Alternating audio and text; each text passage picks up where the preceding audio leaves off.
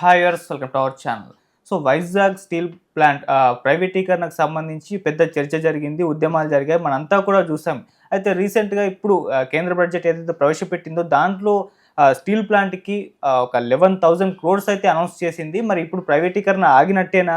And మొన్న last వీక్లో కూడా మనం చూసాం, కుమారస్వామి గారు రావడం, ఇతర మినిస్టర్లు కూడా రావడం చూస్తాం కదా. మరి ఇది సార్ట్ అవుట్ అయిపోయిందా లేదా? సో వైజాగ్ స్టీల్ ప్లాంట్ విషయంలో ఎంటైర్ ఈ కేంద్ర బడ్జెట్ ఏ విధంగా ప్రవేశపెట్టిందన్న దానిపైన డిస్కషన్కి ప్రజెంట్ మనతో పాటు ప్రముఖ చార్టెడ్ అకౌంటెంట్ సుబ్బారావు గారు, వారితో డిస్కస్ చేసి తెలుసుకునే ప్రయత్నం అయితే చేద్దాం. నమస్కారం సార్. నమస్కారం అండి. సార్, వైజాగ్ స్టీల్ ప్లాంట్ మరి ప్రైవేటీకరణ చేయొద్దు అని చెప్పేసి ఒక ఉద్యమం నడిచింది, మనకు తెలిసిందే సార్. అయితే రీసెంట్గా ఇప్పుడు 11,000 crores ఇవాళ కేంద్ర బడ్జెట్ ప్రవేశపెట్టింది కదా. మరి అయిపోయినట్టేనా? స్టీల్ ప్లాంట్ ఇక ప్రైవేటీకరణ అవ్వదా? ఇది గవర్నమెంట్ పరంగానే ఉంటుందా? ఇటు కుమారస్వామి గారు, ఇతర మినిస్టర్లు రావడం మనం చూసాం కదా సార్.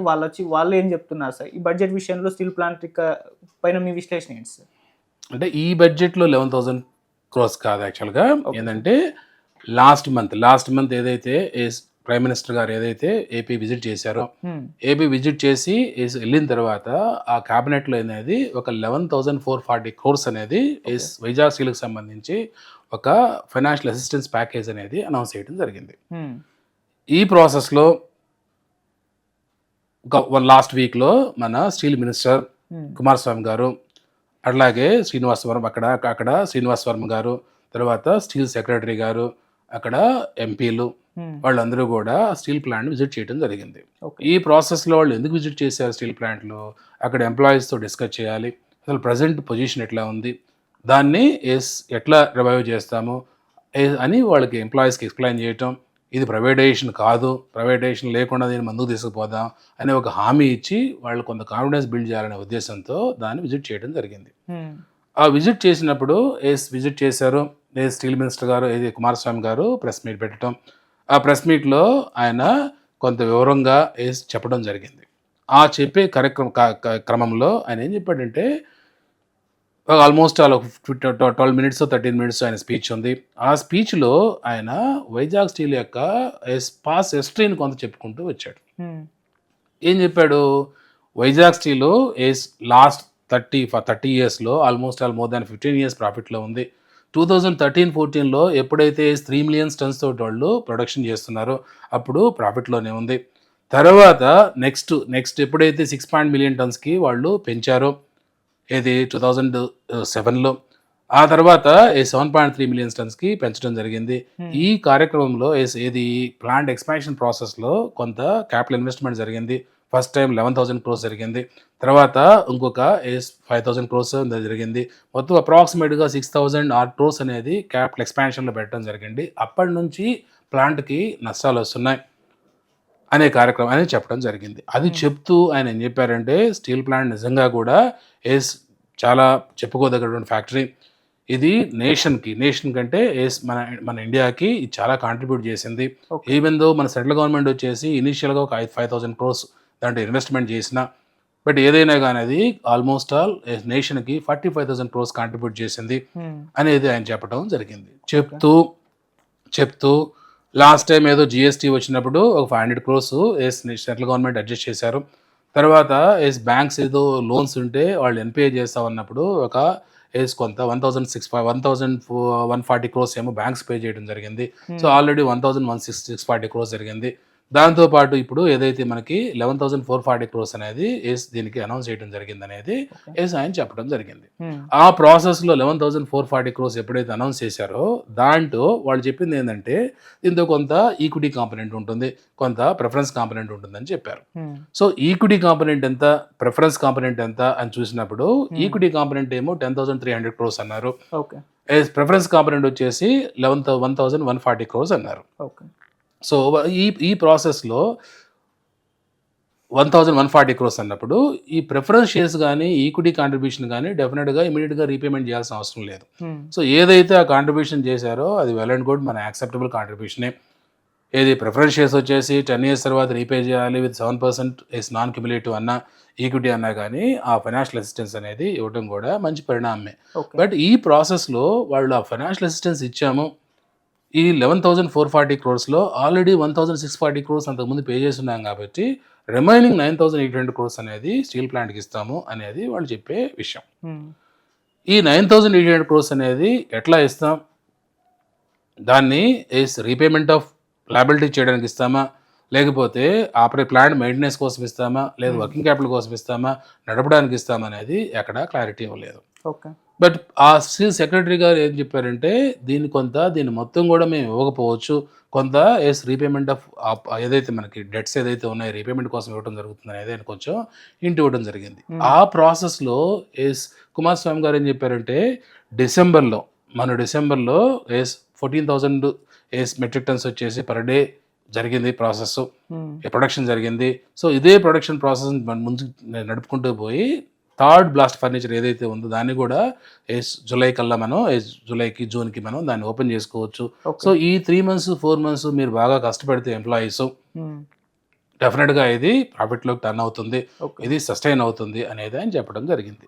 బట్ ఆయన చెప్తూ మీకు ఇంకొక 3 నెలలు 4 నెలలు మీరు శాలరీస్ కొంచెం ఇబ్బంది పడద్దు అనేది మీరు దీన్ని నడుపుకోవాలని చెప్పడం జరిగింది. ఒకసారి ఎంప్లాయీ శాలరీస్ చూస్తే ఆల్మోస్ట్ లాస్ట్ 6 months నుంచి పార్ట్ పేమెంట్ చేయటం, కొంతమందికి శాలరీస్ పే చేయకపోవటం అట్లా జరుగుతూ ఉంది. అంటే ఇప్పుడు ఏమైంది, ఆల్మోస్ట్ లాస్ట్ 6 months 5 months నుంచి శాలరీస్ పెండింగ్ ఉన్నాయి. ఇప్పుడు ఇంకా నెక్స్ట్ 3 months అనేది శాలరీస్ కొంచెం డౌట్గా ఆయన ఎక్స్ప్రెస్ చేయటం, నిజంగా ఆయన ఇంటెన్షన్ అది కాకపోవచ్చు. బట్ ఏదైతే ఇక నెక్స్ట్ 3 నెలలు కాస్త శాలరీస్ కొంచెం ఇబ్బందిగా ఉంటుందని ఎప్పుడైతే అనౌన్స్ చేశారో ఆ ప్రాసెస్లో ఎంప్లాయీస్ కాస్త బాగా డిసాటిస్ఫాక్షన్ లోనయ్యారు. ఓకే. అంటే ఏమవుద్దంటే నువ్వు ప్లాంట్కి మేము ఇంత ఫైనాన్షియల్ అసిస్టెన్స్ ఇస్తున్నాము, నేను ఛార్జ్ తీసుకున్నప్పుడు ప్లాంట్కి వచ్చేసి 26,000 crores ఏమో డెట్ ఉంది, ఇప్పుడు వచ్చేసి 35,000 crores డెట్ ఉంది, అందులో 18,000 crores వచ్చేసి బ్యాంకులకు పే చేయాలి, 17,000 crores వచ్చేసి వెండార్ పేమెంట్స్ కానీ ఎంప్లాయీ శాలరీస్ కానీ మిగతా అదర్ పేమెంట్స్ అన్నీ ఉన్నాయి. సో ఈ ప్రాసెస్లో ఎంప్లాయీ శాలరీసే ఆల్మోస్ట్ 1,000 crores పెండింగ్ ఉంటే లాస్ట్ 5 months నుంచి వాళ్ళకి శాలరీస్ పే చేయకుండా ఉంటే నువ్వు వాళ్ళని ప్లాంట్ని ఎఫిషియెంట్గా నడపండి, మీరు అది ప్రాఫిట్లోకి వస్తే లేకపోతే మీరు ఎఫిషియెంట్గా నడిపితే మీ శాలరీస్ వస్తాయి, అప్పటిదాకా శాలరీస్ రావు అనే ఉద్దేశం లాగా నువ్వు ఎక్స్ప్రెస్ చేస్తే డెఫినెట్గా ఎంప్లాయీస్కి ఏమవుతుందంటే డిసాటిస్ఫాక్షన్ అవుతుంది. ఆ ప్రాసెస్లో వాళ్ళకి కాస్త డౌట్ వచ్చింది. నిజంగా ఈ 11,440 crores ఇవ్వటం, దీంట్లో 1,640 crores అడ్జస్ట్ చేసుకోవటం, రిమైనింగ్ 9,800 crores ఏదైతే ఉందో మాకు శాలరీస్ కూడా ఇవ్వకుండా ఉంటే దాన్ని ఏం చేస్తారు, ఆ క్లారిటీ లేదు. ఎప్పుడైనా ఏదైనా ఫస్ట్ ఒక ప్లాంట్ ఇప్పుడు లాస్లో ఉంది, 2018-19లో దానికి 90 crores ప్రాఫిట్ వచ్చింది, 2020-21కి వచ్చేసరికి 930 crores ప్రాఫిట్ వచ్చింది, 22-23, 23-24, 24-25 నుంచి ఆ ప్లాంట్ అనేది లాస్లో నడుస్తుంది. ఎందుకు లాస్లో నడుస్తుంది, దానికి రీజన్స్ ఏంటి, ఎక్కడ ప్రాబ్లం ఉందనే దాన్ని అసెస్ చేసి అనలైజ్ చేస్తే అది ఇంకో రకంగా ఉంటుంది. అది కంప్లీట్గా అనాలిసిస్ చేయకుండా ఆ లాస్ని ఐడెంటిఫై చేయకుండా లాస్ట్ ఫ్యాక్టర్స్ని ఏదైతే ఉందో దాన్ని మనం అసెస్ చేయకుండా మీరు నడపాలి, మీరు ఎఫిషియన్సీని ఇంప్రూవ్ చేసుకోవాలి, మీకు శాలరీస్ కూడా ఇవ్వలేదు ప్రజెంటు, భవిష్యత్ నెక్స్ట్ 3 months కూడా మీరు కొంత వేసుకోవాలి, అడ్జస్ట్ అవ్వాలి అనేది చెప్పినప్పుడు ఎంప్లాయీస్ అనేది ఏంటంటే అల్టిమేట్గా వాళ్ళకి శాలరీస్ వచ్చి వాళ్ళ లైవ్లీవుడ్ అది. ఓకే. జీతాలు లేకుండా నేను ఎట్లా పని చేస్తాను, మీరు పని చేయగలరా, లేకపోతే నేను పని చేస్తానా, ఇంకోరు పని చేస్తారా, అది లైవ్లీవుడ్ అయినప్పుడు అల్టిమేట్గా నువ్వు ఎంప్లాయీస్ శాలరీస్ ఏదైతే 9,800 crores ఉన్నాయో ఎప్పుడైతే మినిస్ట్రీ గారు దాన్ని విజిట్ చేసినప్పుడు అవుట్ రైట్గా ఏం చెప్పాలి, 9,800 crores దీనికి ఇచ్చాము, బ్యాలెన్స్ అమౌంట్ ఉంది, అందులో ఈ 1,000 crores వచ్చేసి మీకు సాలరీస్ కింద పే చేస్తాం, ఏదైతే అరియర్స్ అమౌంట్స్ ఏదైతే ఉన్నాయో బ్యాలెన్స్ అమౌంట్ మనం వర్కింగ్ క్యాపిటల్ కింద పెట్టేసి దాని ప్రొడక్షన్ పెంచుకొని ఒక ప్లాన్ చెక్అవుట్ చేయాలి.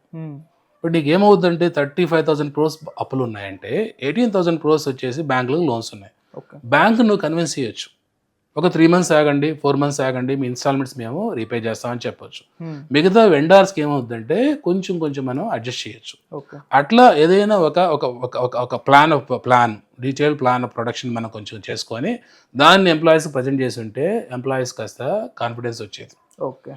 బట్ ఇక్కడ అల్టిమేట్గా ఎంప్లాయీస్ ఎందుకు వాళ్ళు డిసెంట్ ఉంది, ఎందుకు వాళ్ళు బాధపడుతున్నారు, ఎందుకు వాళ్ళకి ఇంకా కాన్ఫిడెన్స్ రాలేదు, ఈవెన్ స్టీల్ మినిస్టర్ చెప్పినా, స్టేట్ గవర్నమెంట్ చెప్పినా, ప్రైవేటైజ్ కాదన్నా కానీ వాళ్ళు ఎందుకు నమ్మట్లేదు అనే దానికి ఇక్కడ మెయిన్ ఏంటంటే ఆ ప్లాంట్కి వచ్చే లాసులు ఏంటి, లాస్కి రీజన్స్ ఏందనేది అసెస్ చేయాలి, దాన్ని అడ్రస్ చేయాలి. ఇప్పుడు నార్మల్గా ఏంటంటే ఏదైనా ఒక ప్లాంట్లో స్టీల్ ప్రొడక్షన్ జరుగుతూ ఉంది, దానికి సంబంధించి నార్మల్గా ఏముంటాయి మనకి రా మెటీరియల్ కాస్ట్ ఉంటుంది, లేబర్ కాస్ట్ ఉంటుంది, ఇంకా ఎంప్లాయీ కాస్ట్ ఉంటుంది, అడిషనల్గా ఓవర్ హెడ్స్ కాస్ట్ ఉంటాయి, ఇంకా స్పేస్ స్టోర్స్ ఉంటాయి, ఇవన్నీ డిఫరెంట్ కాంపోనెంట్స్ ఆఫ్ కాస్ట్ ఉంటాయి. ఎస్పెషల్లీ వైజాగ్ స్టీల్లో ప్రాబ్లం ఏంటంటే ఆల్మోస్ట్ ఆల్ టోటల్ కాస్ట్లో 65% వచ్చేసి రా మెటీరియల్ కాస్ట్. అంటే ఏదైతే ఐరన్ ఓర్ ఉందో ఆ ఐరన్ ఓర్ కాస్టు, ఏస్ కోకు, కోలు, ఏస్ లైమ్ స్టోను, ఈ కాస్ట్లన్నీ దాంట్లో యాడ్ అయి ఉన్నాయి, ఇంకా అడిషనల్ ఏస్ మెటీరియల్స్ అన్నీ కూడా. ఓకే. సో ఇక్కడ ఏ ప్రాక్టికల్ డిఫికల్టీ ఏంటంటే మిగతా స్టీల్ కంపెనీస్కి ఏదైతే మైన్స్ ఉన్నాయో అలాంటి మైన్స్ అనేది ఈ వైజాగ్ స్టీల్కి అలొకేట్ చేయలేదు. అంటే దాన్ని ఏమంటారంటే ఓన్ మైన్స్ ఉంటే దాన్ని క్యాప్టివ్ మైన్స్ అంటారు. ఓకే. సో వైజాగ్ స్టీల్కి మైన్స్ అలొకేట్ చేయకపోయేసరికి ఏమవుతుంది, ఈ రా మెటీరియల్ ఐరన్ ఓర్ కానీ లేకపోతే కోక్ కోల్ కానీ అంతా బయట నుంచి కొనుక్కోవాల్సి వస్తుంది. అది ఎన్ఎండిఎస్ నుంచి కొనుక్కోవాల్సి వస్తుంది, లేదంటే దాన్ని ఇంపోర్ట్ చేసుకోవాల్సి వస్తుంది. నార్మల్గా అదర్ స్టీల్ కంపెనీస్ గవర్నమెంట్లో ఉన్నాయి, ప్రైవేట్లో ఉన్న వాటికేమో మైన్స్ అలొకేట్ అయినాయి. ఇక్కడ వైజాగ్ స్టీల్కి మైన్స్ అలొకేట్ కాలేదు. అంటే ఏమవుతుంది, ఒక్క ఏదైతే ఐరన్ ఓర్ ఒకటే ఉంటుందో మైన్స్ ఉంటే మనకి ఒక 600 రూపీస్కి మనకి మెట్రిక్ టన్ వస్తే, అదే మైన్స్ లేకపోతే ఇంపోర్ట్ చేసుకున్నా అవుట్ సైడ్ చేసుకున్నా కానీ ఆల్మోస్ట్ 6,000 రూపీస్ అవుతుంది. ఓకే. అంటే ఏమవుతుంది, విత్ మైన్స్ వితౌట్ మైన్స్. విత్ మైన్స్తో నాకు 600 రూపీస్ అయితే వితౌట్ మైన్స్ నాకు ఏమవుతుంది 6,000 రూపీస్ అవుతుంది. డిమాండ్ ఎప్పుడు ఉన్నప్పుడు ఇంకా అది 8,000 తగ్గపోతుంది. అంటే ఆల్మోస్ట్ ఆల్ ఎవరైతే ప్రైవేట్ ప్లేయర్ ఉన్నారో, ఎవరైతే ఇంకో స్టీల్ కంపెనీ ఉందో వాళ్ళతో పోల్చుకుంటే నాకు ఏమవుతుంది, ఇక్కడ ఆల్మోస్ట్ 10 times నా మెటీరియల్ కాస్ట్ పెరిగిపోతుంది. ఓకే. దానికి ఒక ఎగ్జాంపుల్ మనం లాస్ట్ 22-23 years తీసుకుంటే total sales revenue is more than 22,000 crores steel కంపెనీకి. ఓకే. బట్ లాసెస్ చూస్తే 3,300 crores ఏమో వచ్చాయి లాస్ట్లో. అంటే ఏంటి, 22,000 crores నాకు రెవెన్యూ ఉండి 3,300 crores నాకు లాస్ వచ్చిందంటే అంటే నాకు కాస్ట్ ఎంత ఉంటుంది, almost all more than 23,300 crores నాకు కాస్ట్ అయి ఉంటుంది. ఈ కాస్ట్లో 65% అంటే ఆల్మోస్ట్ ఆల్ నాకు 16,000 కోట్లు అనమాట. 16,000 కోట్లు వచ్చేసి నాకు రా మెటీరియల్ కాస్ట్ అవుతుంది. అదే నాకు మీరు కానీ గవర్నమెంట్ నుంచి కానీ క్యాప్టివ్ మైన్స్ కానీ అలొకేట్ చేస్తుంటే నాకు ఏమవుతుంది, కాస్ట్ ఆల్మోస్ట్ ఆల్ 1/9 కాస్ట్ తగ్గుద్ది. అంటే నా 16,000 కోట్లలో 10 అనుకుంటే నాకు 1/9 ఆల్మోస్ట్ ఒక 1/9 కాస్టే దాంట్లో మిగులుతుంది. మిగతా అంతా నాకు సేవింగ్ అవుతుంది అన్నప్పుడు నాకు 13,000-14,000 కోట్లు మిగులుతుంది అనమాట.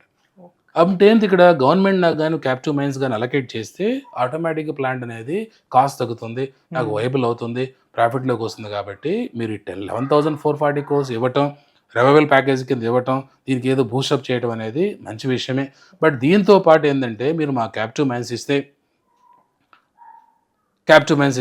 మాకు ఇంకా కాస్ట్ తగ్గుతుంది. కాబట్టి సెల్ఫ్ సస్టైనబిలిటీలో ప్లాంట్ అనేది ప్రాఫిటబిలిటీ మారుతుంది అనేది నార్మల్గా వాళ్ళ ఎక్స్పెక్టేషన్.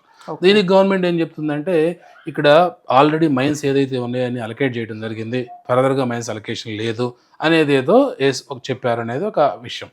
ఈ ప్రాసెస్లో సపోజ్ నీకు మైన్స్ అలొకేషన్ లేకపోయినా వీళ్ళు ఏం చెప్తున్నారంటే మమ్మల్ని కనీసం సేల్లో అన్నా కానీ స్టీల్ అథారిటీ ఆఫ్ ఇండియాలో కానీ మమ్మల్ని మెర్జ్ చేయండి. ఎందుకంటే నేషనల్ పాలసీ కింద నెక్స్ట్ 2030కి సంబంధించి దిస్ పర్టికులర్ ఒక టార్గెట్ ఉంది గవర్నమెంట్కి. ఆ ప్రాసెస్లో సేల్కి వచ్చేసి ఆల్మోస్ట్ ఆల్ నెక్స్ట్ 100 years సంబంధించి మైన్స్ ఉన్నాయి. సో ఈ ఏదైతే వైజాగ్ స్టీల్ని కానీ సేల్లో మెర్జ్ చేస్తే ఆటోమేటిక్గా ఏమొస్తుంది, సేల్ మైన్స్ వచ్చేసి దీనికి వస్తుంది. కాబట్టి ఆటోమేటిక్గా రా మెటీరియల్ అవైలబిలిటీ ఉంటుంది, కాబట్టి కాస్ట్ తగ్గుతుంది, కాబట్టి ప్రాఫిట్ ప్లాంట్ ఏమవుతుంది, ప్రాఫిట్లోకి మారుతుంది. అందువల్ల ఎంప్లాయీస్ డిమాండ్ చేసేదంటే మీరయ్యా నాకు క్యాప్టివ్ మైన్స్ అన్నా ఇవ్వండి, ఒకవేళ ఇది పాసిబిలిటీ లేకపోతే మా కంపెనీని తీసుకెళ్ళి ఏది వైజాగ్ స్టీల్ తీసుకోవాలి RINL అనమాట, దీని రాష్ట్రీయ ఇస్పాత్ నిగమ్ లిమిటెడ్ అంటారు దాన్ని నార్మల్గా మనం వైజాగ్ స్టీల్స్ అని పిలుస్తాం. దీన్ని తీసుకెళ్ళి సేల్లో మెర్జ్ చేయమని చెప్తారు. దానికి గవర్నమెంట్ ఏం చెప్తుందంటే సేల్లో మెర్జ్ చేయడానికి కొంత టెక్నికల్ ఇష్యూస్ ఉన్నాయి, కొంత ప్రాబ్లమ్స్ ఉన్నాయి అనేది గవర్నమెంట్ చెప్పే వాదం. సో దాన్ని కూడా కన్సిడరేషన్ చేస్తాం, పరిగణలోకి తీసుకుంటాం. నెక్స్ట్ కపుల్ ఆఫ్ డేస్లో దాన్ని అడ్రస్ చేస్తాం అనేది స్టీల్ మినిస్టర్ గారు చెప్పడం జరిగింది. అంటే ఏంటి, పాజిటివ్ మూవ్లో మీకు మైన్స్ అలొకేట్ చేయడం కానీ లేకపోతే సేల్లో మెర్జ్ చేయడం కానీ చేస్తామనేది ఆయన చెప్పడం జరిగింది. డెఫినెట్గా ఇది ఒక గుడ్ మూవీ. బట్ ఇక్కడ ఓవరాల్గా నిజంగా గవర్నమెంట్కి, సెంట్రల్ గవర్నమెంట్కి కానీ దాన్ని ప్రైవేటైజ్ చేసే ఉద్దేశం లేకపోతే ఇక్కడ ఎంప్లాయీస్ కానీ ఎవరైతే యాజిటేషన్ చేస్తున్నారో వాళ్ళు చెప్పేది ఏంటంటే అయ్యా 2021లో మీరు ప్రైవేటైజ్ చేస్తామని చెప్పేసి ఒక క్యాబినెట్ తీర్మానం చేశారు. ఈ రోజు వరకు మీరు ఆ క్యాబినెట్ తీర్మానాన్ని రివర్ట్ చేయలేదు. అంటే వాట్ ఇట్ మీన్స్, అంటే అది లైవ్లో ఉందని. ఇప్పుడు కూడా ఈ బడ్జెట్లో కూడా అసెట్ మానిటైజేషన్ స్కీమ్ కింద అల్టిమేట్గా గవర్నమెంట్ ఒక ఇండికేషన్ ఇచ్చింది. ఓకే. పబ్లిక్ సెక్టర్ కంపెనీస్ ఏవి కూడా మేము ఉంచుకోము, మేము డిస్పోజ్ చేస్తాం. మా పాలసీ ఏంది, గవర్నమెంట్ బిజినెస్ చేయదు. ఏదైతే పిఎస్సిస్ ఉంటాయో వాటిలో మాకుండా స్టేక్ని మేము డిస్ఇన్వెస్ట్మెంట్ చేస్తాం. సో మీరు కూడా ప్రైవేట్ లిమిటెడ్ కంపెనీ లాగానే నడపాలి అనేది గవర్నమెంట్ పాలసీ. సో ఆ ప్రాసెస్లో సపోజ్ సెంట్రల్ గవర్నమెంట్ నిజంగా ప్రైవేటైజేషన్కి మొగ్గు చూపితే మరి స్టేట్ గవర్నమెంట్ ఏం చేయాలి? ఇప్పుడు వైజాగ్ స్టీల్స్ అనేది ఇది చాలా త్యాగాలతో వచ్చింది. ఎన్నో సంవత్సరాలుగా ఎంతోమంది దానికి ల్యాండ్ ఇచ్చారు, సాక్రిఫైస్ చేశారు, చనిపోయారు, కొన్ని సంవత్సరాలుగా దాని మీద ఫైట్ చేశారు. ఇది మన వైజాగ్ స్టీల్ అనేది మన ప్రైడ్, ఒక ఏపీకి గౌరవం. సో ఆ ప్రాసెస్లో ఆ ఫ్యాక్టరీని మనం నిలుపుకోవాల్సిన అవసరం ఎంతైనా ఉంది. అది ఆల్మోస్ట్ ఆల్ ఒక 25,000 ఎంప్లాయీస్కి అది ఎంప్లాయ్మెంట్ ఇస్తుంది. దాంతోపాటు చుట్టూ 1,00,000 యాన్సిలరీ యూనిట్స్ ఉన్నాయి.